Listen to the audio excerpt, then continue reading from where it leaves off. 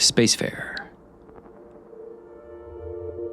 Welcome to WTUFO. I'm Caleb Mayo. Hope you're enjoying watching or listening. You can support the show now on YouTube or Patreon or Buzzsprout. All three places, Patreon, YouTube, and Buzzsprout, will let you become a subscribing member of WTUFO. You can support us for as little or as much per month as you would like. There might be a couple perks, but the basic idea is you can just help us continue to make the show. This would mean an absolute ton to us. I hope you're enjoying the show. We're having a blast talking to these brilliant people and doing deep dives about the scientific revolution unfolding around UFOs. We're also really enjoying your comments on YouTube and X, so please keep engaging. Tell us more about what you'd like to see or what your ideas about the phenomenon are, and please support us on either Patreon or YouTube or Buzzsprout, or continue to listen for free. That's a fine option too. Hope you enjoy the episode. Have a great day. What the UFO? I'm speaking today with Preston Dyches. Preston, great to meet you, man. Hey, how you doing? I'm good, thank you. Preston is a science communicator with NASA JPL, and we're just going to clarify right off the bat that Preston is here in a personal capacity. This is on his spare time, literally not a work computer. We're just going to have a casual conversation because I think we're at a sort of similar spot in our understanding of the phenomenon. And so this one's going to be a little bit more laid back, a little more introductory, and we're just going to throw some ideas around and maybe compare notes about our early explorations of this subject. Does that sound good to you, man? Yeah, that sounds great. I have no expectations other than I enjoy your conversations on the show, and we know a couple of people in common, and yeah, I'd love to have a chat about this with you. Thank you so much. Well, just to lay some groundwork, would you like to explain your career as a science communicator? What did that look like coming up, and what does it look like today? Sure, and yeah, thanks for noting that. You know, I'm just here on my personal time. I'm not representing NASA or JPL in any way. This is a topic that I've been interested in my whole life. I've always been a science geek as long as I can remember. I call myself a science communicator by trade. I have a degree in theater, but I also have a degree in astronomy. Oh, what drama degree represent? I did not know that. I think theater majors. I think theater, especially as an undergrad degree, because you're not too specialized, it allows you to get a lot of great skills like understanding how to work as part of an ensemble, for one thing, as part of a team. You learn how to be a storyteller. Right, and that's so important in so many careers, in particular communications. I also got a good liberal arts education, so I read a lot, and I learned how to write, and I traveled, and I just think that was a great basis. And then the reason I studied theater was because I loved science, but I didn't think I was smart enough to do it as a job, and I just wasn't naturally gifted at math, and. But I really loved science fiction, and I thought, maybe I could help tell stories that would get people as excited about science and exploration as me, like Star Trek. And so I went back to school for astronomy, and I actually have kind of a cool story that I was trying to figure out how to make the shift from, okay, well, I have a degree in theater, and I'm living in New York City, and I'm not super happy with the prospects of this kind of career. What could I do? And I ended up emailing several authors of books that I had been reading that I thought of them as mentors. I think it's much more common today that people are mentors, even if you don't know them personally, right? You have people who you follow online and you read their content regularly. They're mentors to you in a way. So I wrote to people like Timothy Ferris, and I wrote to Michio Kaku. He did not write back. And I wrote to he owes me an email too. I wrote to science fiction authors Ben Bova and my favorite sci-fi author Charles Sheffield, who's now no longer with us. But he was one of the people who wrote me back. Cool. How can I make a difference? I'm really passionate about space and space science and astronomy and exploration, but I don't want to be a scientist. What can I do? He said, have you ever thought about working for NASA? Not as an astronaut, but maybe in the public affairs world where your theater background and storytelling ability might come in handy there, and you'd be able to make a difference there. And I was like, that's it. I'm doing that. And so I went back to school for astronomy and found my way to a job in within a couple of years. I was working in public and what we called at that time education and public outreach, basically public engagement, to share science with people, funded by NASA and the National Science Foundation. And that led to, I'm telling you my life story. I think you asked me to tell you about my job, but here you go. But I like, so one of the reasons I like telling people, sharing with people how, there are tons of opportunities to play a role in both in the space program and in science and technology, STEM careers in general. Even if you're not a scientist or an engineer, you don't have to be, right? I know I work with a bunch of artists and designers who work at NASA who have incredible careers. They make awesome stuff. They don't know how to, design a synthetic aperture radar. So I found my way into working in public engagement, and that led to working in communications for the folks who took all the pictures of Saturn with the Cassini spacecraft. Mm-hmm. They came and joined the institution I was working with part of, and they needed an image caption writer. And I wanted to do that. And I was cheap labor at the time. And so I got started working for them and worked deeper in communications and started helping with public relations and image processing. And eventually an opportunity opened up at JPL. I couldn't refuse that. It was a dream. Jet Propulsion Laboratory in Los Angeles, right? Yeah, JPL is in Southern California, the LA area, and it's NASA's leading center for the robotic exploration of space, but also so the probes that we send, including all the Mars rovers, to the other planets, but also a lot of NASA's Earth science. About 30% of the work that JPL does is studying our home planet, but it's a planet.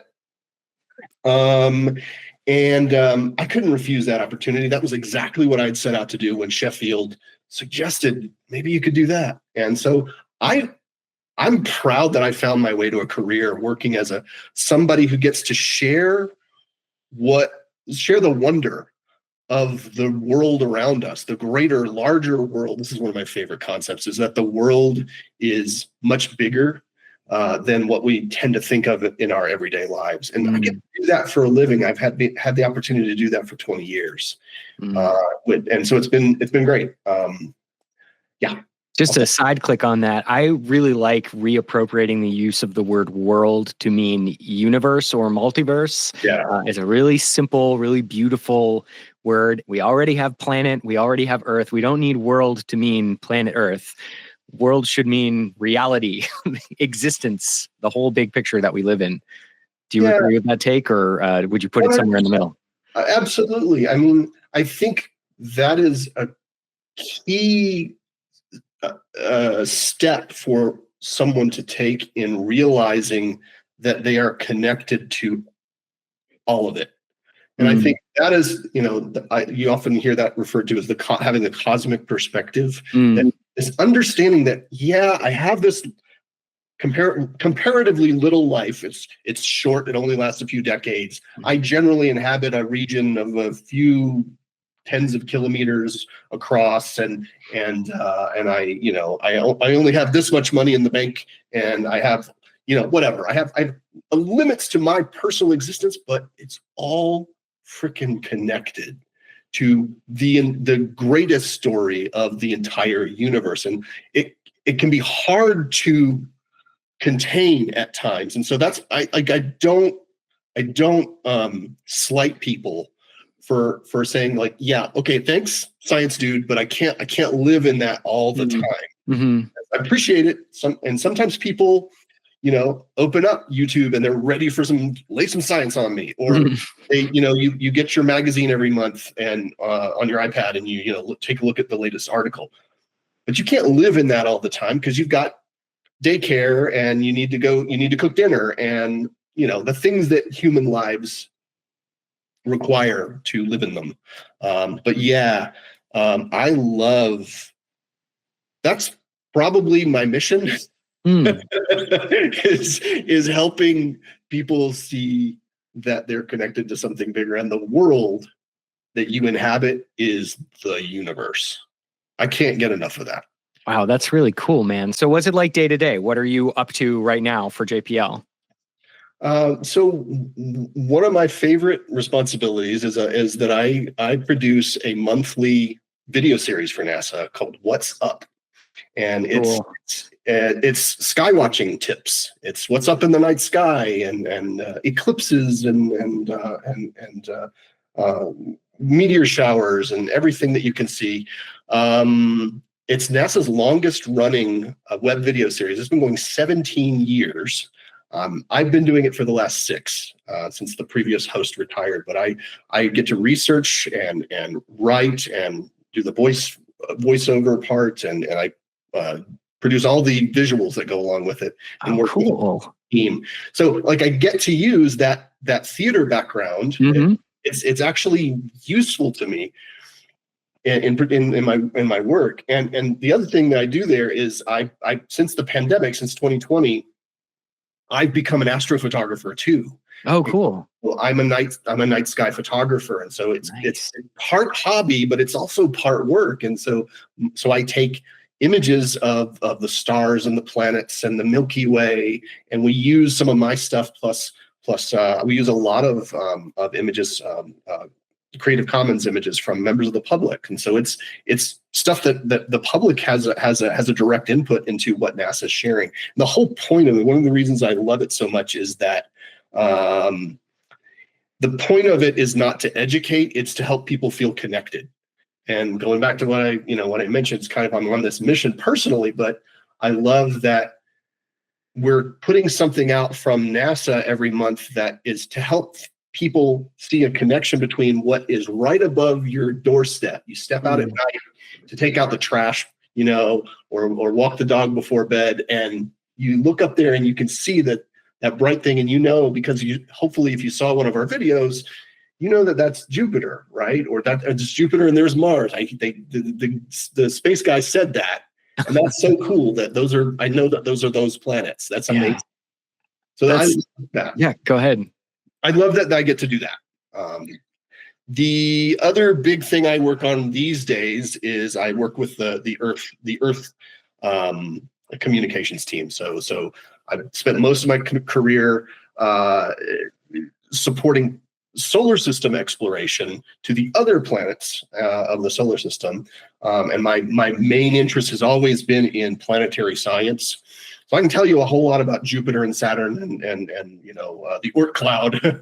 But learning about Earth as a planet, it has been really exciting. It's a really interesting challenge as a science communicator.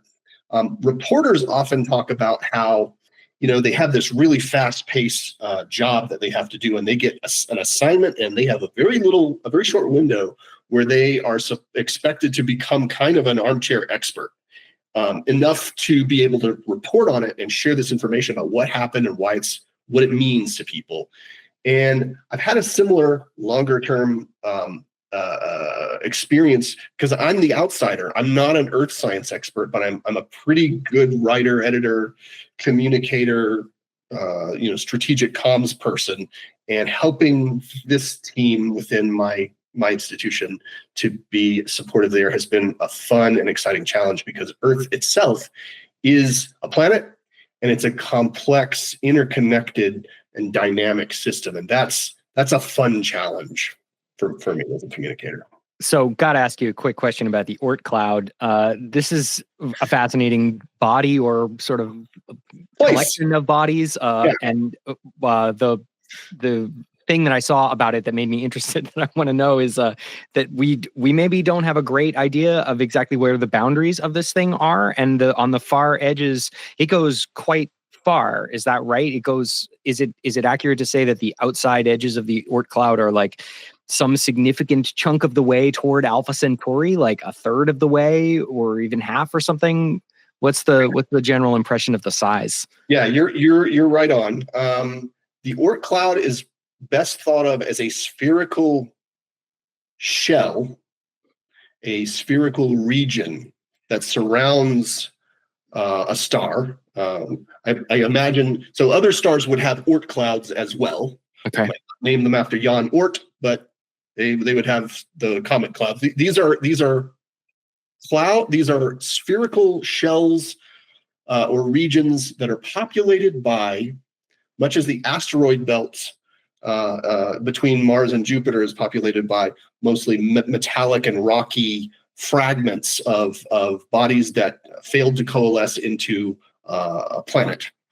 These are comets. These are mountains of dust and ice that occasionally we see come into the inner solar system close to the sun, and they turn on and grow a tail and a coma and become what we see as a comet. But when they're far from the sun, out beyond the orbit of Neptune and Pluto, they are just mountains of ice floating in space. And the reason it's a sphere is that the sun's gravity extends outward through three-dimensional space in a spherical region. And yes, the inner and outer boundaries are fuzzy because you're dealing with millions, possibly trillions of objects of greatly varying size, a whole spectrum of sizes, and they're all on individual orbits around the sun. Some of them taking millions of years to complete an entire orbit. And they're at all kinds of different inclinations or tilts with respect to the plane of the solar system. The planets orbit within, more or less within a single disk-like plane called the ecliptic plane. But comets come in from all kinds of angles. And when you add that up into millions of comets, all on their own unique orbits, the aggregate is a spherical region that some of the inner and outer boundaries of the comet's orbits are a little closer, and some are farther away. And really, the sun's gravity is the limiting factor. It becomes weaker as you go farther away, and we think the Oort cloud's outer boundary extends to perhaps half the distance to the nearest stars. Yeah. Wow. And starts maybe at like 10,000 astronomical units, which is the distance between Earth and the sun. Yeah. Rough. Okay, that's super cool, and I just thank you for indulging me because I'm curious about it. This is what I'm a nerd for this stuff. So I also think the Oort cloud's a good example of a thing we understand ish, but like, yeah, we have sort of a general approximation. We do modeling of it, but it's not like as you just even mentioning that it could have somewhere between millions and trillions of objects. That's a pretty wide range. Yeah.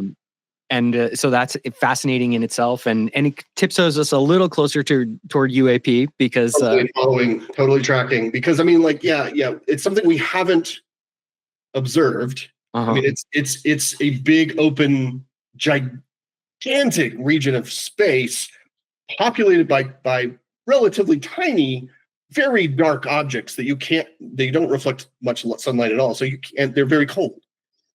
You can't see them. So you're probably never going to see the Oort cloud unless you can illuminate it in some way and with some future technology, or be outside of our solar system and find some signature of it. What's a guess about how many objects from the Oort cloud we have measured visually? Oh, I mean, I'd be completely speculating, but I mean, what I'd say is we occasionally see in the science press that a comet, a recently discovered comet, is headed in. It was discovered, say, in April, and it's going to make its closest approach to the sun in December. And you'll hear it said or written that this is, astronomers think this is a first-time comet that's probably never been into the inner solar system. It's probably a pristine comet, a pristine body. That happens. It happens more often now than it used to, because we have a lot more instrumentation looking out at the sky, trying to discover objects. We want to make sure that nothing's on the way to hit us. And we also want to understand more about the dynamics. Just like Earth is a dynamic world, we live within a dynamic system that is the solar system. And comets and asteroids we often talk about them as being remnants or artifacts from the very early history of the solar system, and they preserve the chemistry of events that created them, that led to them, like the formation of the solar system and like the movement of chemicals, including water and organic molecules around the solar system when it was very young. And studying them helps us to understand more about what was going on, and in particular has opened our eyes and changed our minds, which also might be interesting to the conversation that we want to get to, about what we thought initially going in, about the state of the solar system when it was young and hot, and the planets had not yet fully coalesced or had not settled into their present orbits. By studying comets and asteroids, we've learned that the solar system was much more well mixed than we had initially thought. And so there was material that might have been initially closer into to the young sun, where it would have been processed chemically by light and heat, and then moved through various dynamic processes further out into what is today the distant, cold, frigid, preservative outer solar system, where it remains as a relic of the past. There's a lot of archaeology, archaeology, to be done in the solar system if we can get out there, if we can get to it. So are all comets located theoretically within the Oort cloud at some point, or some of them have closer orbits than that? Yeah, so there are more or less two main families of comets. There's a bunch of little, like the solar system, as much as we want to try to make it fit into little boxes, it's like, no, I've got stuff over here and over here, but I know where everything is. Like I'm a really messy person. There are what are called Jupiter family comets, that have closer orbits that are less than is it 20 years or 200 years? It's a shorter time than thousands of years. And so comets like, for example, Comet Halley, which most of us are familiar with Halley's Comet, has an orbit of 86 years. And there are some others like, Temple Tuttle and others that you might see if you live long enough. But some of them are coming in from the Oort Cloud region, and they've never been here since life has existed on this planet. Wow. So that's cool. It sounds to me like we've maybe got dozens or hundreds or maybe thousands of objects that we think live in the Oort cloud, but we don't have like a list of millions. We just think there might be millions, billions, or even trillions out there. Yeah. It's kind of like you have an estimate of the number of objects based on the sample size. So based on how many things we have observed, we can extrapolate what is probable, what is likely, and that's your provisional idea until you're presented with new information, and you evolve the idea forward that way. It's kind of like the asteroid belt. The average separation between asteroids in the main belt between Mars and Jupiter is about 1 million kilometers. So it's nothing like The Empire Strikes Back. You can fly right through it. You will be fine as long as you're in a spaceship.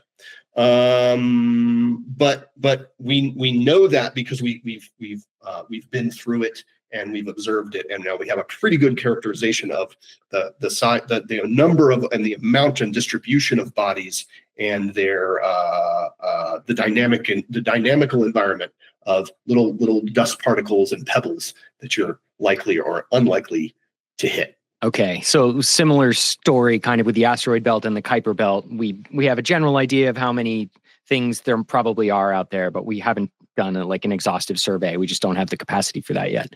Right. And with the asteroid belt and the Kuiper belt, it's easier to observe the actual bodies themselves. Asteroids being much closer and warmer, close to the sun, you can have an infrared space telescope NASA's launching one called NEOWISE, or we're launching Neo Surveyor soon. We had NEOWISE, which you look out in infrared light and you see something that otherwise would be very dark or very small and faint against the background of space. Suddenly stands out, and you can watch it in its orbit. And now you know how big that thing is, probably, or you can guess how big that thing is, and see where its orbit's taking it, so you can see if it's going to hit us. A little harder for the Kuiper Belt, but we can see the bigger things out there. When you said you went back to school for astronomy, does that mean you got a master's in astronomy? No. I got a bachelor's degree in astronomy. Oh, interesting. So you're a double bachelor. Yeah. Very double bachelor. Yes. I didn't need an advanced science degree to do what I wanted to do. I was hungry to go ahead and start my career in science communications. I know plenty of people in the field who have master's degrees or who have PhDs and decided, research isn't for me. I'd rather work as a writer in public affairs. But I was eager to get into that. And so what I have is my great basic background in astronomy, and then 20 years of exposure to the science, to the field, absorbing and talking to real scientists and trying to, again, become an expert on a lot of little things, or become knowledgeable enough to be dangerous about a lot of little things. So speaking of relatively smaller astronomical bodies, when did you start getting interested in UAP? What brought you to the topic, and where are you now in your thinking about this? Yeah. All my life, I've been interested in UFOs. And I remember in junior high, I was surprised to find that we had a section of books on sort of edgy, fringy things. And so I read all those books, and there were some books on Bigfoot. And that seems almost insulting today to put two things that don't necessarily go together. But at the same time, I'm glad somebody thought that was okay to put that in a junior high library. And there were a bunch of books on UFOs, and I just absorbed them, and I thought it was so interesting. And then I learned that there was no real evidence for UFOs, and it was all hokum. And so you should take it as seriously as one does ghosts. And so I backed off from my interest. I was less credulous about it until 2017. And I'd love to talk about why that is, and talk a little bit about why things changed there from a public information standpoint. But since that time, like a lot of us, I've allowed my curiosity to be rekindled, and become it's along with some other personal things that have happened. I've allowed it's helped me to become more open-minded in general, and I think that's an additional gift of this topic of UAP and UFOs, is that you could go too far and be too credulous about something, but being open is never a bad thing. And I'm pleased that for that reason that this topic has become more widely accessible, more mainstream, and more acceptable. So yeah, where I'm at with it is I believe that there is enough information out there from credible sources that there's something real there, and it deserves to be taken seriously. I've never seen anything like a UAP myself. I would love to, but that's kind of where we're all at, isn't it? That most of us haven't seen one or experienced the phenomenon directly, but there's a preponderance of evidence upon us now that makes it really, really hard to, if you give it a few minutes of serious attention, really hard to say, to dismiss. And so my attitude toward UAP remains provisional, like anything, but it's too hard to ignore. And I'm really I'm excited. I'm a little scared about it at times too, but I think it's really exciting, and I can't wait to see what happens in the next few years around the topic. Do you want to talk a little bit about that transition period? I remember for me, a feeling of like a few weeks, maybe, definitely at least several days, where it was sort of like washing over me as I went from like the old version of my ontology to my updated worldview. And it was a little destabilizing, and I could feel my brain kind of trying to shut it down and push it back out. And then it just kept getting more interesting. So eventually I sort of got used to it here. But I wonder, was it like that for you? Did you have some kind of clear transition moment where one week you assumed this was all sort of silly, and then a few weeks later you were thinking, well, there's probably something to it? Probably. I was just you and I met through one of your previous guests, Michael Glosson.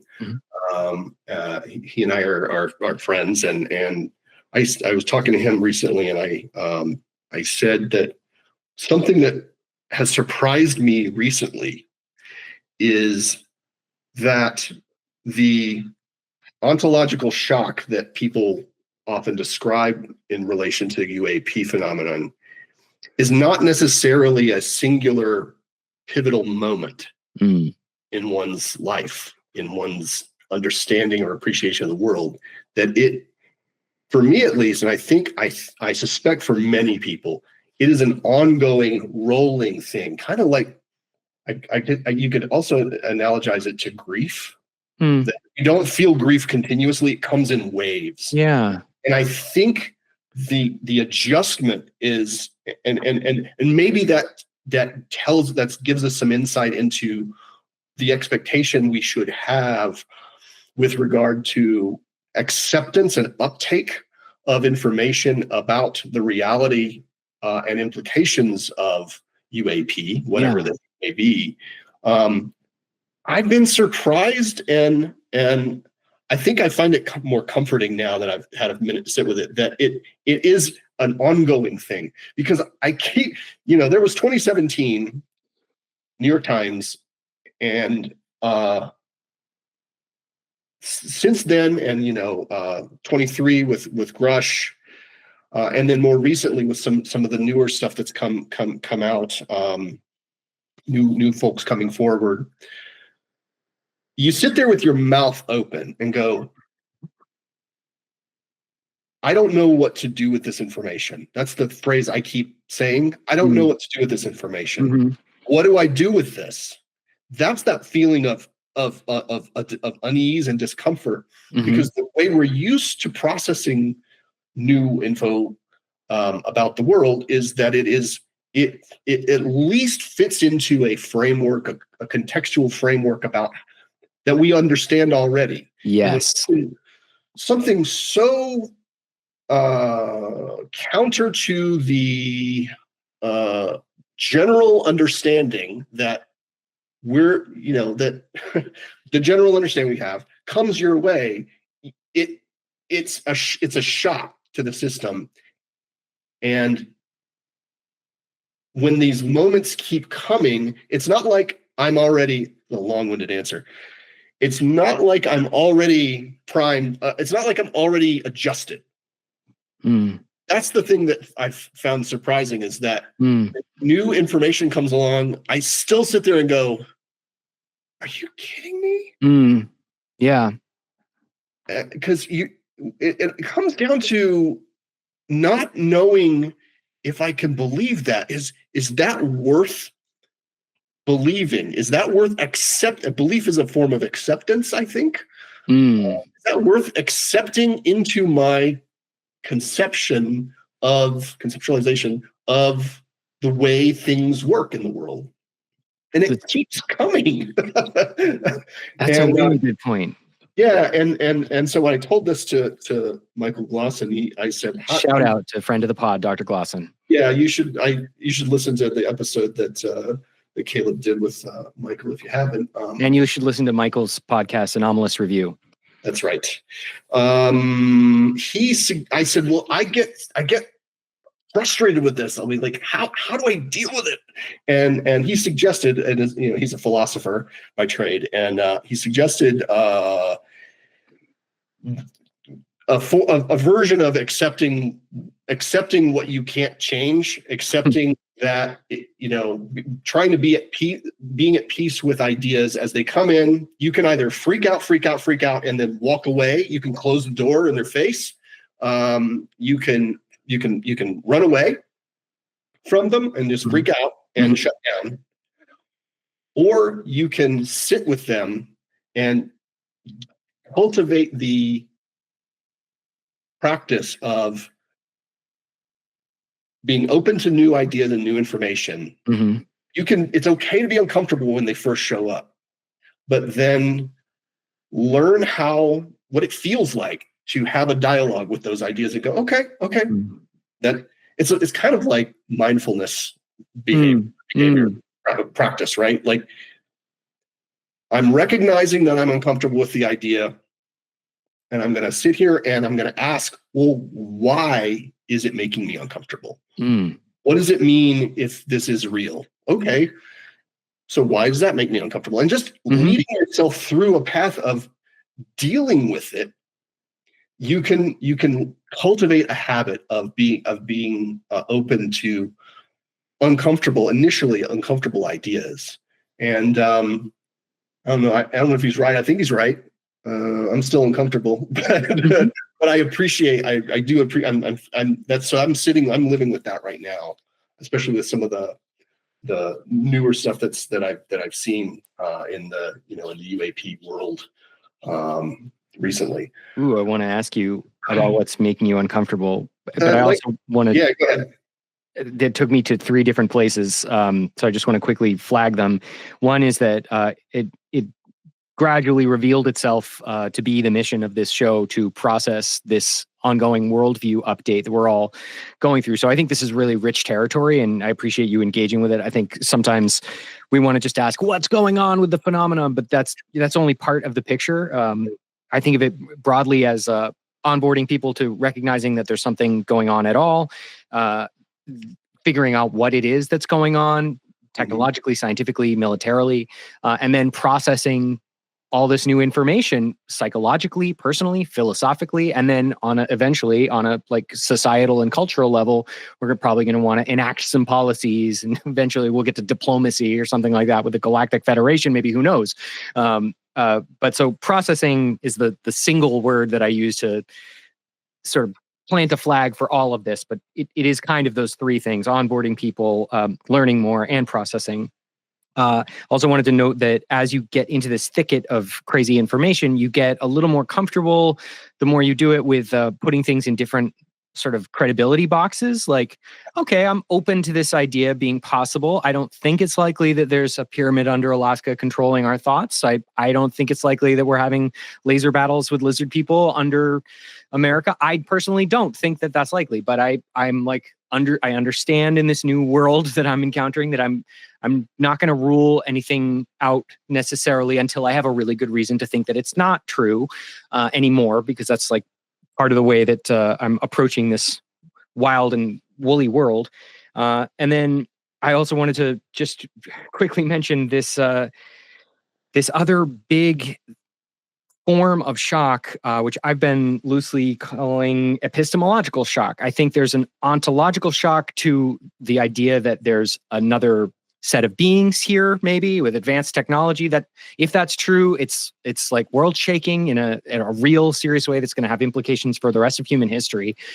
But I think I actually wonder sometimes if that maybe is not as scary to people as the epistemological shock of getting surprised. Like, I'm thinking specifically about when I've tried to onboard people who aren't there yet, friends who are just not ready for this information.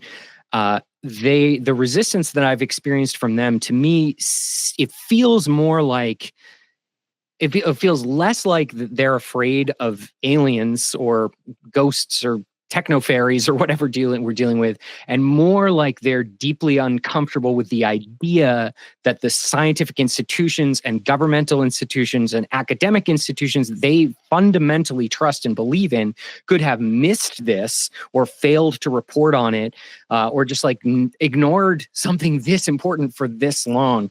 So I wanted to bounce that off you and see if it sparked anything interesting. And then I'd love to move into some of our adventures in more recent information. Yeah, that's really interesting. That's a really interesting observation. Thank you. You might be. I mean, at hot take, you might be right. Thank you. Yeah, that sounds right. That the I have a lot. I talk to a lot of people, or I am exposed to a lot of ideas about alien worlds existing out there in the cosmos. Like, so when we have an exoplanet program at NASA, right? Like we're literally looking for and discovering and characterizing alien planets. We don't have the ability yet to detect life on them, but we are working on it. And we're looking for, I should say NASA is looking for life on other worlds in the solar system, and more importantly, trying to understand habitability. And the nature of life, what makes life possible. Yeah, and I think it's it is the most distressing part of it is the fact that something so profoundly important, crucial to our identity, potentially crucial to our identity as inhabitants of this world and the larger world we talked about, is wrong, is flat out wrong. We've been wrong, and then there's the if we were lied to. If somebody knew, that's just unfair. It's not cool. It's just fundamentally unethical. But yeah, if we were just wrong, how could we be so wrong? What does that say about the broader underpinnings of our epistemology, of our way of what we know about anything? It starts to throw you into all kinds of crazy territory. Yeah. So, but I think you're touching on something about the nature of scientific revolutions in general. And I don't know how many scientific revolutions one would point to if there were a list. Probably there is a list on Wikipedia. But yeah, and shout out to Thomas Kuhn's The Structure of Scientific Revolutions, a book people should read if they're interested in this subject. Absolutely. The nature of scientific revolutions is much bigger, much broader than the information that ushers them in. Yeah, the old paradigm is definitionally incapable of describing all the phenomena that we were witnessing, and that's why we need a new, bigger paradigm to encompass the data and stimuli we're observing. Yeah, and if you look at the Copernican revolution, if you look at the change in our understanding that we point to whenever we talk about Galileo observing the moons of Jupiter, right? It's so much bigger than the understanding of the nuts and bolts of the solar system. It is profound. It is philosophical. It is deeply personal. And so one should not be terribly surprised that something as potentially transformative as, guys, we are not alone, or guys, there are techno fairies, as you said. I love that. And they have ships. Whatever it is, it's probably big. That probably is going to come with some degree. You're not going to get out of this one unscathed. That's going to come with some degree of discomfort and transformation. Something I've talked with a couple other guests about, but it's worth recapitulating here, is the uncomfortable likelihood that we're going to learn more than just that there are other kinds of beings. I've been thinking about this book that I haven't read, but I've started several times. It's called An Immense World by Ed Young. Have you ever checked this out? No, I'm going to write it down though. It's about animals' perceptions of reality. And I think chapter 1 starts with like, you got a whole bunch of animals in a gymnasium together. What are they all seeing? Well, here's what the elephant is seeing, and it's radically different from what the bumblebee is seeing. And that is completely different from the snake. And, some animals are like perceiving heat, and others can like taste the moisture in the air. And some of them are only seeing ultraviolet. And the broader point that nudges us toward in this world is like, it's likely that if we're encountering other non-human intelligence, it's likely that we're also about to learn more about the nature of reality. That they, just by virtue of being a different biology, they're likely to have sort of different sensory apparatus about like how to perceive reality.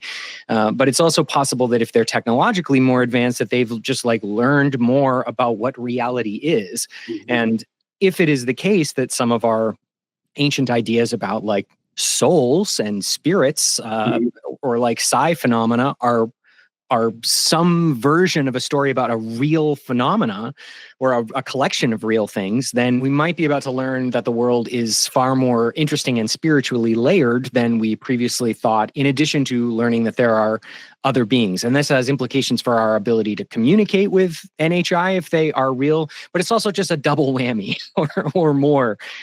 So like onboarding the idea that we're being visited by intelligent beings is one thing, but then onboarding the idea that there's like a spirit plane and like ghosts are real and we have immortal souls, like we have to do all of this at once. Like it might take us the next 1,000 years to process all this information. Yeah, I mean, this is a big one. Right. This would it would be right up there with the Copernican revolution, right? Like, you are not the center of everything. Earth evolution too comes. A revolution, right? No, evolution. Sorry, like Darwinian evolution comes to mind as the last. And, like, holy shit, big one. And maybe it's essential for us to move forward out of this technological adolescence we're in now to find that either you figure this you come upon this information somehow and you move through it, or you kill yourself. you poison the environment and you have a nuclear war and nobody has a fun day. Some of the stuff you were talking about was triggering thoughts about religion and spirituality and consciousness. And you hear people talk a lot about consciousness in relation to the UAP topic as well. And it seems, including some of the more recent stuff, like the Jake Barber stuff is this stuff I'm thinking of. Like Skywatcher, and they're communicating with some of these craft using psionic assets. Yeah, that's what they say they're doing. That they say that they, the Skywatcher folks, and the programs that he was affiliated with within the government actually use psionic warriors, people who have what we would call psychic abilities, telepathy. I started listening to a podcast called the Telepathy Tapes. A lot of people. That's come up in like 6 episodes so far. It's very interesting. I just want to see a little more rigorous science around it, but it is a very interesting series. People should listen. Agree, but it's one of those things where when I find like the UAP topic, a revelation. I found myself as driving. I was on a road trip when I put the first couple episodes on, and I'm just sitting there with my mouth open, going, I don't know what to do with this information. If this is real, it's probably connected to UFOs. Because I do. It is a faith that the reality will fit together in some way. If you learn enough, if you inquire enough, if you ask the right questions, you will be able to find out how it's all related. The scariest thing for me, intellectually and spiritually, I think, is to feel, the scariest prospect is to feel like there is a supernatural world. There's the real world that we all live in, and we know what's going on, and we know that we are little meat computers that live on this planet. And then there's spiritual. there's the metaphysical, and they're separate. You can't know anything about that because it's different. And it has to exist in the same world. Yes. It's all part of the same world. You can't, you don't get to do that. Yeah. That's not allowed in this game. Yeah, that's why I don't love the word materialism actually as a counter to the idea of psi. Like if psi is a real phenomenon, then there is a material that we don't yet understand. And we can Yeah, right. I mean, if most of the universe is dark energy and dark matter, then, you know, it stands to reason that there are particles out there we haven't found, and maybe they have something to do with why these kids can read each other's minds. It is frustrating, though, and weird that psi, this is getting back toward the epistemological shock idea, that psi has been so difficult to demonstrate rigorously, scientifically. I've read a bunch of books by Dean Radin right now. I'm like sold on the idea that some of these effects are like clearer than the evidence that aspirin helps with heart attacks or whatever. Like some of this evidence is pretty good, but we still haven't reached a tipping point, and it's very, very easy to Google actually articles that, you know, blow up the whole psi idea and say, no, there really is nothing to see here. And honestly, I'm kind of lost in that space because I'll read like a psi scientist and they'll say, no, seriously, there's something to see here. And then I'll read the debunkers, and they sound confident as well. So I don't really know what to make of it, except that there are certain psi phenomena that have, I think, been demonstrated really clearly, like remote viewing. There's a famous study about remote viewing predicting like stock directions, like with very high accuracy. And then anecdotally, like I took a class with Bertie Jaworski recently, who's a famous remote viewer, and she told a story about like tracking down some a business partner who had run away with like $20 million. And so the other business partner hired her to find this guy.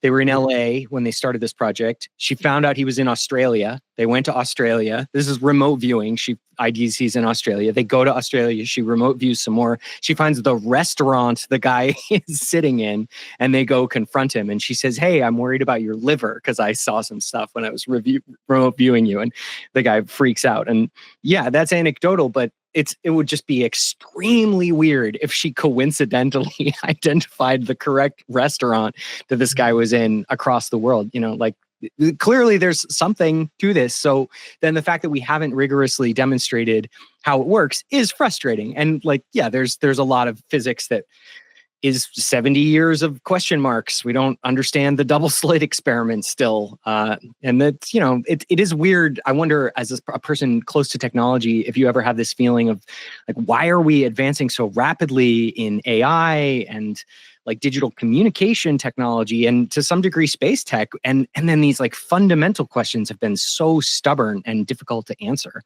Does that grate on your consciousness at all? Or is it something that keeps you up at night? Maybe more than it used to. I wouldn't say it has been bothering me, but I not to mention, I think it bothers me more than it used to because I'm frustrated that we're so stuck in a particular version of what we're willing to grant credibility, grant worthiness.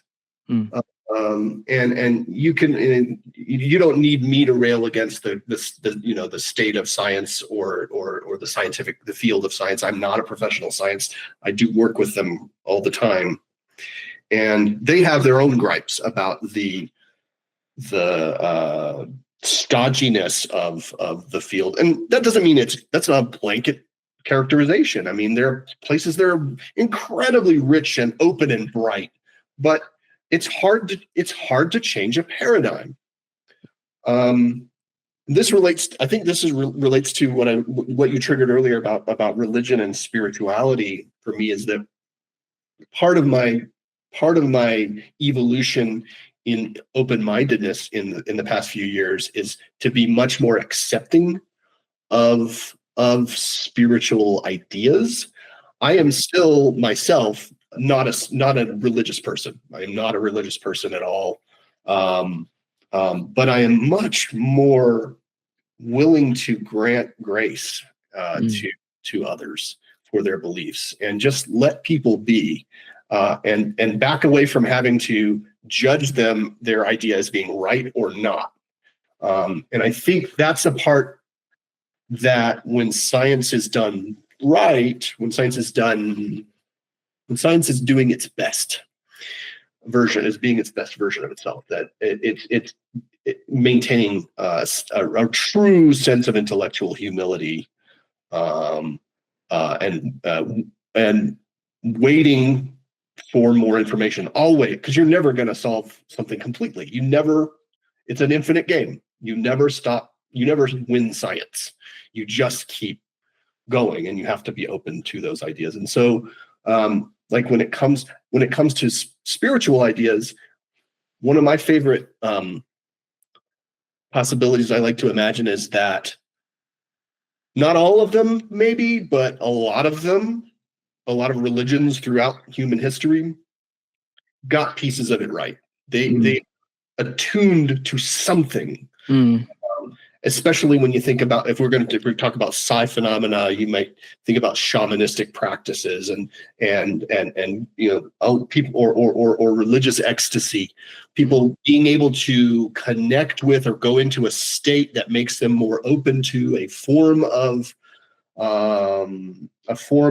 information or knowledge about the world that we don't yet have well-developed scientific instrument or engineering instrumentation, technological instrumentation for, but it points to something really interesting and very, very deep about the connection of the human being, and that's the body and the mind and the consciousness, and if there's a soul, to the broader world, to the broader user, the cosmic connection between us as humans and something much greater. I would love to think that there are some religious traditions or beliefs that got something right because humans are attuned to something. And whether that is divine inspiration or revelation, such as with scripture, or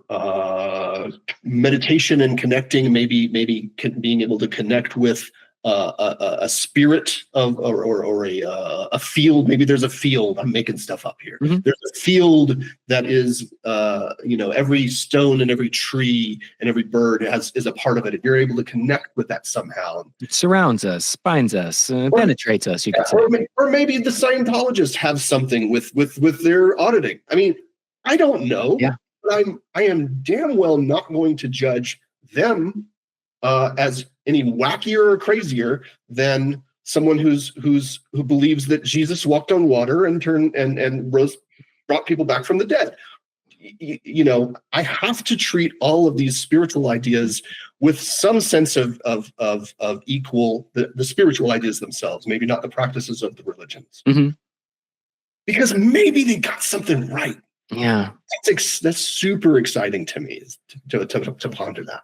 One of the really interesting ones in this area of the interesting tidbits is this the priest that Diana Pasulka writes about, who was very famously going around levitating, and just hundreds of people reported seeing this, and we're not talking about a foot or two, it's up to the ceiling of a cathedral or something, and this is just extremely well documented again and again. Yeah, go ahead. And Jacques Vallée talks about a variety of well-documented incidents.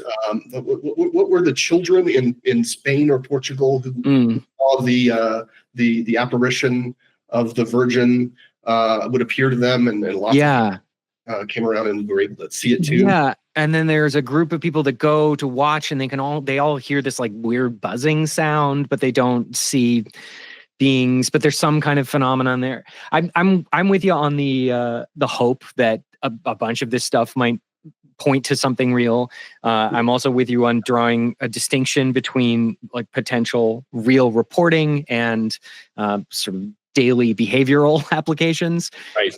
But I also think there's something important here to correct in my own worldview about assuming that an absence of evidence is evidence of absence. I think I spent most of my life until the last few years assuming that all of the spirit stuff was was flat out nonsense, and that to believe it was some sort of like mental infirmity, and that people grasped onto these things because life was hard. And that, I honestly, to be brutal to myself, I think that was basically my worldview until not very long ago. And there were little things here and there sort of chipped away at it. But go ahead. I'm on the same journey. I just wanted to kind of validate that. If you met me 15, 20 years ago, you'd have found me a devout skeptic and anti-religious atheist with no time for spiritual beliefs and little tolerance, frankly, for the beliefs of others that are untethered from reason and evidence, in my view, at that time. Yeah. I've evolved. I want to double click on two of the words there. One is reason, and the other is skeptic. And I think the first conversation I had with a guest was a really great philosophy professor named Dr. Stephen Brown. Recommend people check out his YouTube channel, friend of the pod. But he talked about skepticism, and many other people have, as remaining open to the maximum list of potential explanations for things within, reason, basically within logic and evidence. Within that scope, you're not just like believing things for which you have negative evidence. But you're keeping all your options open. And I think people have conflated. I don't know when it happened, because I'm probably just like not old enough to have noticed this, but somewhere along the line we started using skepticism as a word to mean, well, this is shorthand, but materialism, like anti-spiritual beliefs. And a skeptic, more rightly understood, would be somebody who like agnostically looks at the field of claims and says, maybe you would say like, okay, well, we don't have evidence for rebirth or something, like reincarnation or life after death, or we don't have a smoking gun necessarily, but we've got some people reporting near-death experiences. We've got a bunch of really weird reincarnation reports of kids who know things that they shouldn't. And we don't have, on the other hand, some like rock hard proof that this isn't possible. All we have is an absence of explanation. Like we don't have a method yet that could explain how some kind of consciousness could persist outside of an inert body and then re-enter another body somehow. Like we are incapable currently, at our current scientific level of understanding, of describing how that might be feasible. But that's not the same as being capable of explaining why it isn't feasible. Does that make sense to you? Because I feel like that applies to the UFO discussion a lot. Like we can't describe how the Tic Tac moves, or like we can't explain how it's doing what it appears to be doing, but we can describe what it appears to be doing, and what it appears to be doing is freaking nuts. So then people hit this can't be, therefore it isn't wall, and they delete the evidence in front of them because they don't have an explanation for how it might exist. Yeah, I think you're right there. I think somewhere along the line, skeptic got equated with debunker, and at least in the UFO interest community, it's kind of become a little bit of a bad word. Mm-hmm. Debunker is definitely a bad word. Someone who goes around intentionally trying to shut down the party is kind of like what the connotation of debunker in general in this community. Side note, though, I did speak with Alejandro Rojas a couple of weeks ago, and he works at Enigma, and he likes the word debunker. He says like, this is fine. Like most of these sightings are wrong, and we should debunk them. Like that's fine. We should own the word. We should not be afraid of it. I thought that was an interesting language reclaim. Yeah, I agree. That's an interesting way to put it. I mean, like in general, in most common usage, a debunker has an agenda that they may actually explicitly state, I do not believe it, and I am here to tell you why it's wrong, and because I've already decided. I've already made up my mind, and I've already made up your mind for you, and here we go. And I think that's what's so unpalatable to someone who wants to stay open to the possibility that something extraordinary really is apparent here. Mm-hmm. So you get people, especially you have people like I mean, as a science nerd, I'm a huge Carl Sagan fan, and Mm. my what do I want to call it? My relationship with Carl Sagan. I never met the guy, but my appreciation of the man of the scientist has evolved over time as I've learned more about his interaction with the UFO phenomenon and being sort of a pretty loud voice, because he was a prominent, probably the most prominent popularizer of science, public scientist. He had a very powerful role, a very prominent position in American science. And side note, Cosmos is great. Like, people should go find it and watch the original Carl Sagan Cosmos, and even the Neil deGrasse Tyson has a lot to recommend it. Yeah, and so I mean, I would put Carl and Neil kind of in that they have played a role of being dismissive. Yeah. Despite all the other wonderful things that they've done, I remain a huge fan of both of them. That is unfortunate. That's complicated his legacy for me too, because I'm a big fan. Yeah, and that's okay. It's okay. It'd be nice if it was simpler, but it's okay that we learned that it probably is healthier that we learned that people are more complicated and we have to make peace with some of the things that we may not agree with. That's probably growth on our part. But it kind of brings me something that I was hoping to talk about with you, which is the idea of credibility in messengers. Cool. Because if we talk about throughout the history of the UFO topic for decades, and this especially going back to 2017, if you look at that as an inflection point, the introduction of courageous, credible messengers into the conversation has been transformative. I think that's the thing.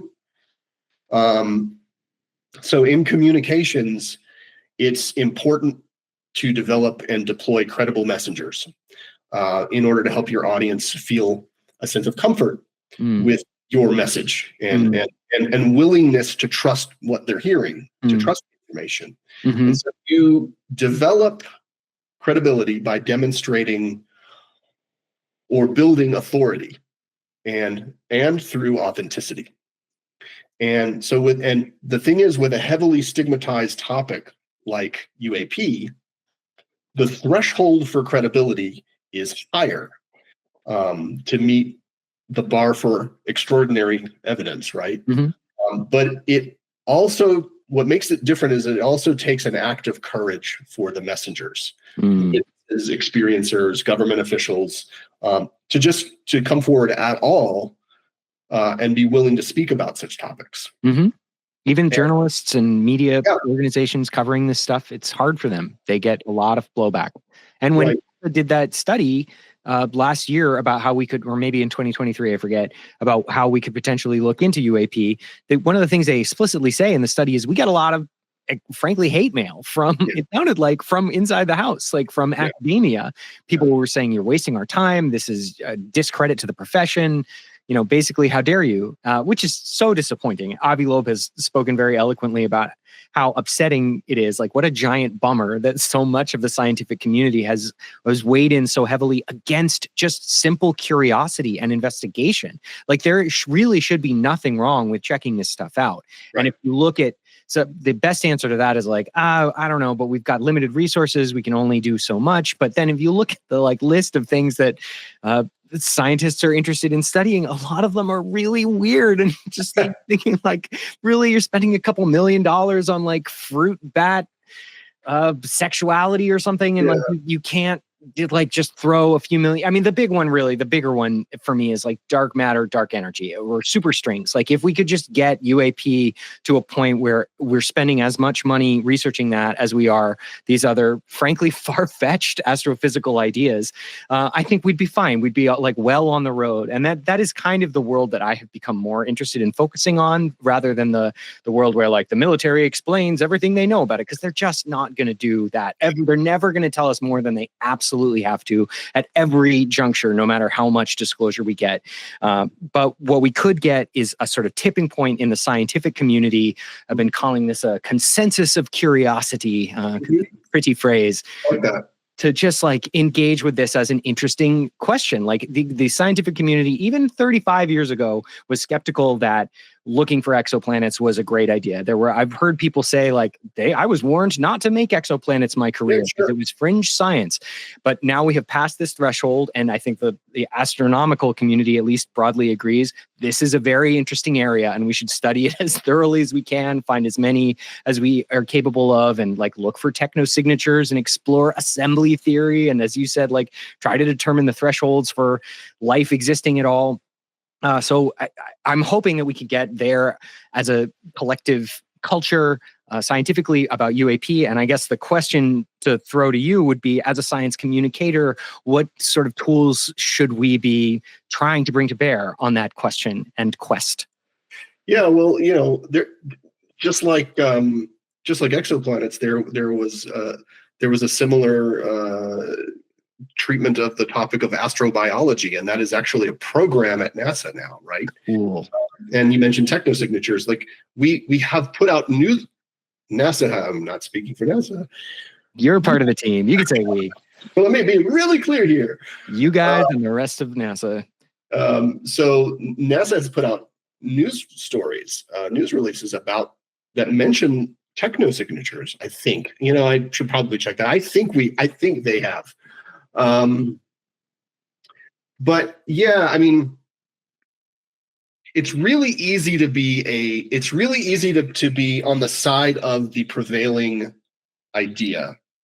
And what it takes is it takes an inciting event. I love thinking in storytelling terms. It takes some transformative idea, and a lot of folks in the UFO community, UAP interest community, have pinned hopes again and again on some disclosure moment, some revelation, and that's going to do it. But it doesn't. And I think we may need is a scientific, an observational moment where there is some data that are not only super interesting, but really hard to ignore, really hard to disagree with.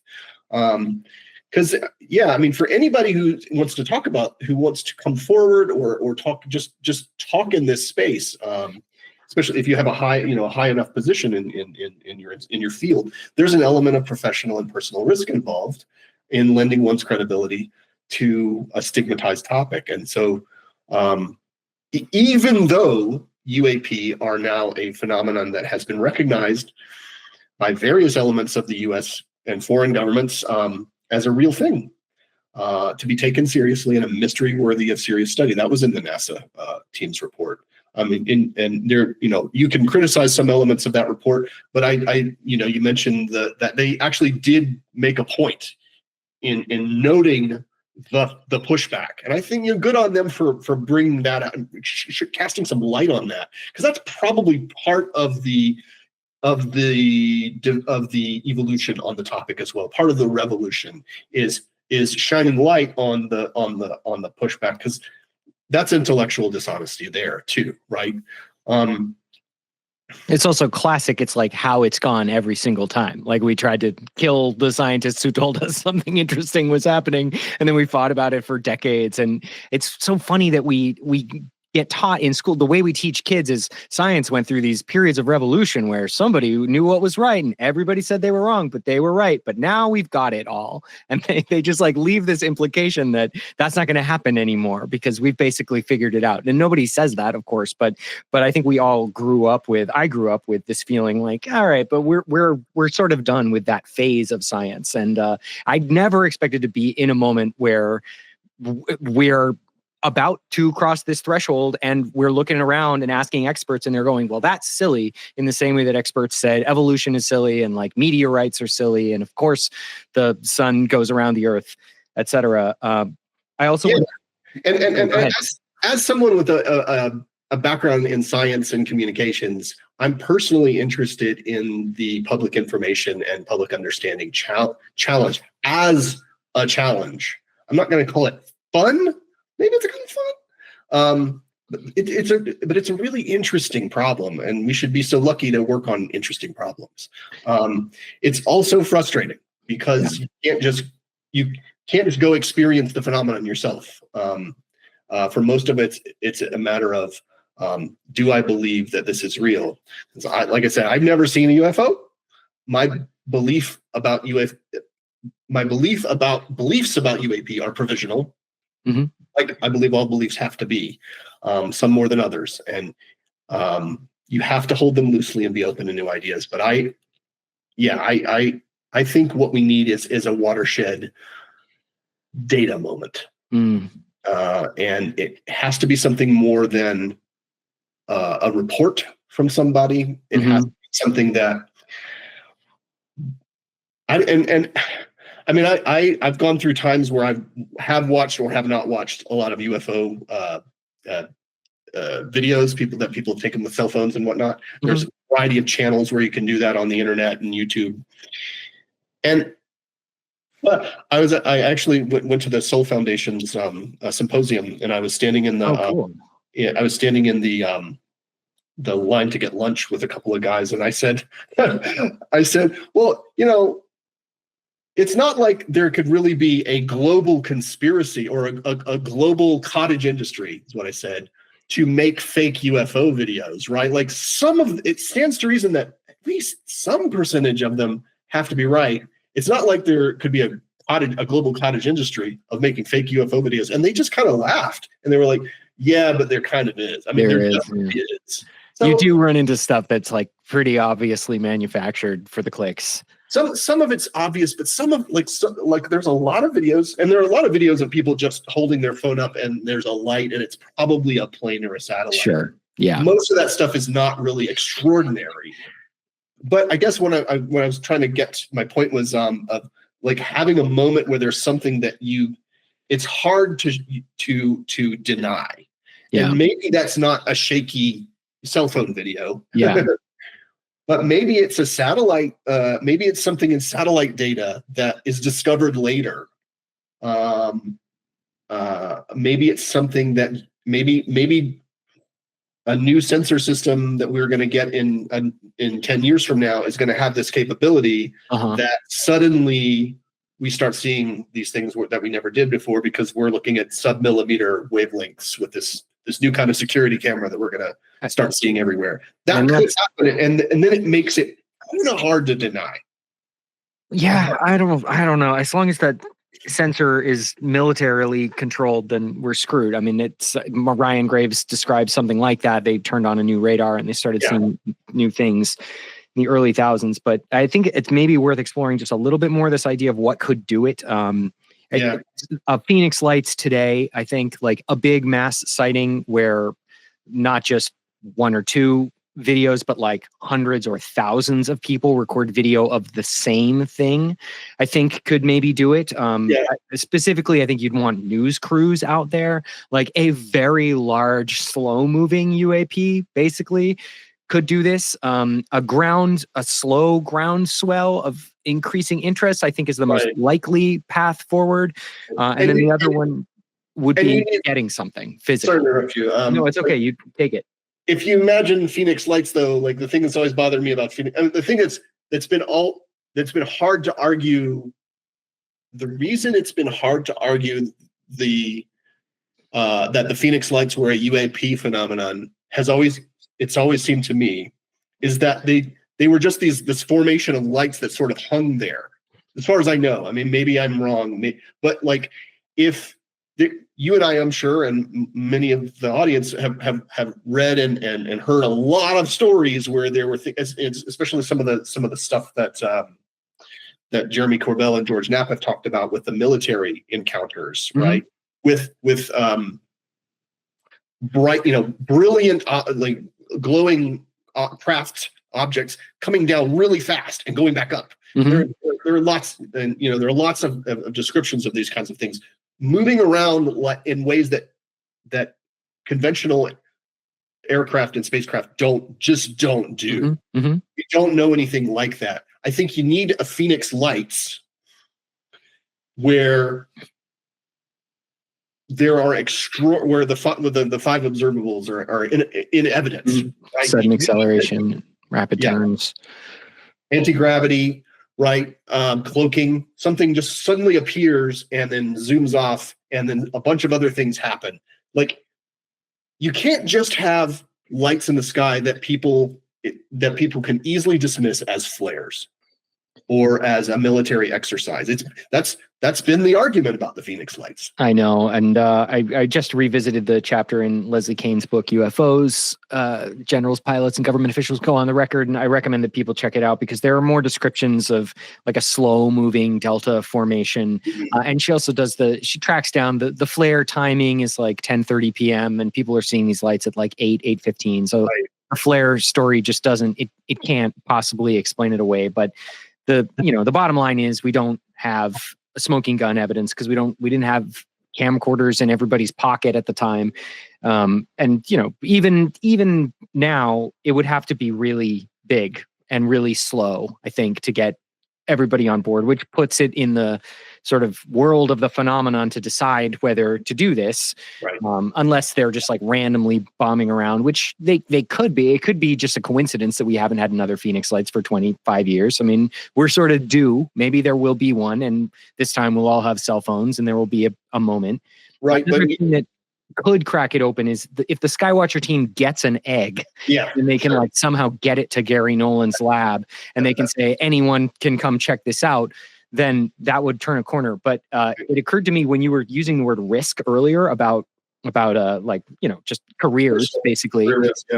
These guys are a good team to embrace the word risk because they are, literally military contractors whose job it has been to operate in high risk environments. And in thinking about this exploration recently, it's occurred to me that it makes sense that they're armed because the sort of worst case scenario of bringing an egg down is that like another spec ops team shows up and takes it from them. And I hope that when they do this, if they try to bring something down, they do it in a place where that's so public as to be impossible. Like they want to not bring an egg down on the Walmart parking lot, but I don't think they should do it out in the desert either, because I think they're going to need, the only thing that would stop a Delta Force from taking this egg would be a broad public presence. What do you think about that? I hadn't considered it before, but it sounds quite plausible. And if the only record of that having happened is the footage that their team was filming, that was then confiscated. Yeah. They would take their cameras, they would take their phones, probably at gunpoint. And then what do you have a story about that happening from these guys? And we'll believe it probably, but that's not going to be smoking gun evidence. Yeah, and we don't, and like you pointed out before, we don't know what rules we're playing by. The Skywatcher approach is one way to try to increase the odds or put the odds more in our favor. We don't even necessarily know what game we're playing. I think I could point to the idea that daytime sightings of UAP have dramatically decreased. You're aware of this, that since the 1970s. I didn't know that. No. I've heard this several times. I think Richard Dolan talked about it, and I think I've heard it in a couple of other places that daytime versus nighttime, they used to be roughly equal or a lot closer to equal. And starting, I think, in the early 70s, there was a definite shift, and you see a lot more of them in at night. More of the sightings happen at night, and maybe this was part of his Dolan's USOs research with regard to USOs being seen by military persons, and this may not refer to the global nature among civilians. So I'm not sure about that, but that's an example of, if whatever is behind is controlling the UAP phenomenon has indeed done that. then they're in control of when they're being seen. They're also, I mean, cloaking is invisibility is one of the observables. That's funny that it's one of the not observables. They're in control of the game right now, and I think the real push is to try to capture some amount of agency, because that's the most uncomfortable thing, whether you're talking about whether you can even see them at all, or when you get into weirder stuff like close encounters and aliens, beings coming into your home at night. The lack of control, the lack of agency is one of the most terrifying aspects of this. And if that could be somehow ameliorated, maybe we could be more comfortable with the fact that we're sharing an environment with something else that we don't quite understand yet. We want to learn. We're more curious than we are afraid, because right now we're dealing with the fear of the fear of the unknown, plus the fear of our own fellow humans, possibly also actually knowing a lot more and withholding it. When the implications are so staggering for our conception of what we are, or who we are in this world. So to bring us in for a landing like the proverbial Skywatcher egg, I would love to throw this to you one more time. I think thinking back on your advice about scientific communication, the ideas that jumped out for me were credible narrators, inciting incidents, like big dramatic events we can hang our hats on. And I was wondering if you have any other tools or general thoughts from a narrative shaping perspective, or if you just want to put a gloss on the subject as it lives for now, and then leave us ground to return to maybe when we pick this up in a year or two with some more information. Is there anything about the subject that hasn't come up in this conversation that has been tickling a part of your brain recently? We could also just go out with some sort of curio that you've been pondering. I'll say two things. So one, to more directly answer your first question, I'm glad you grabbed onto the storytelling mechanics of this challenge, as a communications challenge, as a public understanding challenge.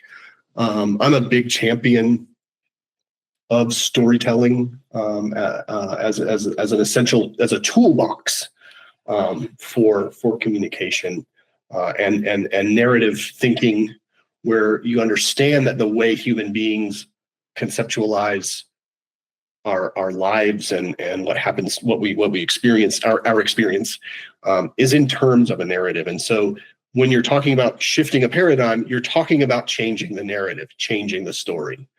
And so the evolution of the UAP conversation, and even the revelation of new discovery, new science, is going to require the input and help and support of storytellers like yourself and me.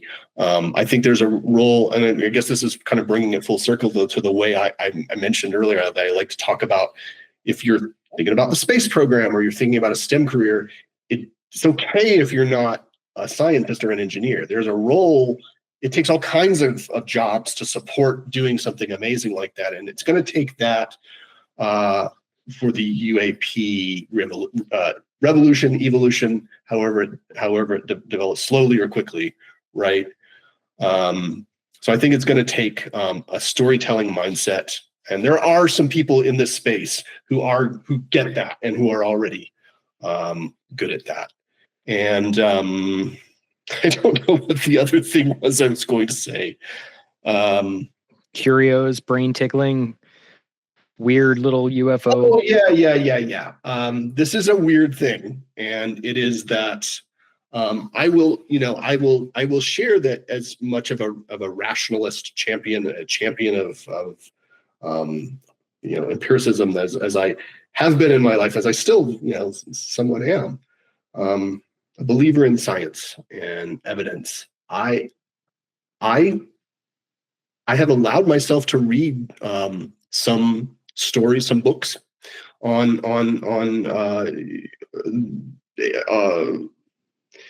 alien visitation, on people, stories of people having encounters, experiencers. Mm-hmm.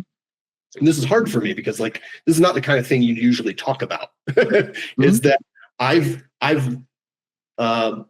been willing to go there and read about it, because if any of it's true, or if any part of it is based in truth, in facts, it's astounding. And even if some part of it is not real, but even if only some part of the experience is grounded in something that I would appreciate as real, mm-hmm. I want to understand where the mindset of the people who report these things. Mm-hmm. And so I will say that sometimes when I'm lying in bed at night in the darkened room, I have little moments of where I'm scared, where I'm like, well, what if something comes here? What if a light appears outside my window? What if I wake up at 4? Sometimes I wake up at 4 a.m. and hope there's not someone in my room who's not human. I'm not saying that I'm worried about aliens all the time. Mm-hmm. What I'm saying is I've opened I've opened the door to being curious enough that those ideas are churning.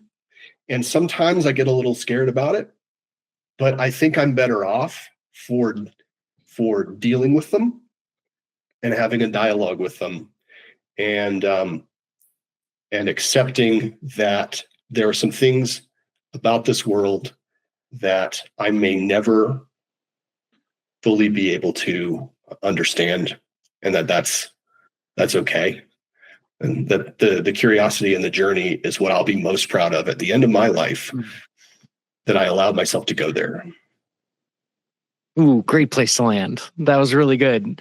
Maybe in a year or two, when we get more information, we can compare notes again. Does that sound good, Preston? Yeah, love that. All right. Well, thank you so much for being generous with your time today and sharing your insight and your curiosity. And I wish you the best in your work. And we'll be watching. We should look for Look Up. Is that what you're? What's Up? What's Up? Excuse me. NASA's What's Up. Yeah. And is there a place where you like people to engage with you online, or are you not really a social guy these days? I'm increasingly finding myself on X and Instagram. I'm Astro Presto. Okay, great. Well, people will know where to track you down and harass you for your unorthodox ideas. All right. Thanks a lot, Caleb.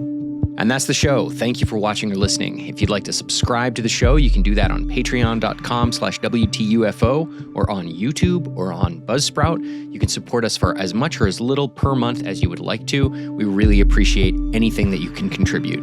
Also, you can check out Spacefare's shop at spacefare.etsy.com. Thank you again for watching or listening. I hope you have a beautiful day.